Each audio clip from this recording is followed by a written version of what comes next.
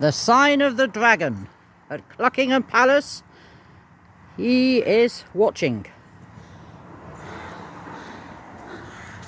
while the electrics are being done. Here we. Meow meow meow. He's a whopper. Everyone should have one. Mold. Town in Wales sells them. £49. Hardware store on the high street, where there's NatWest too. Everyone should have a dragon. There's a legend of the white and the red dragon, and they had a fight, and the red won, so he became the emblem of Wales. There you go. In North Wales, of course.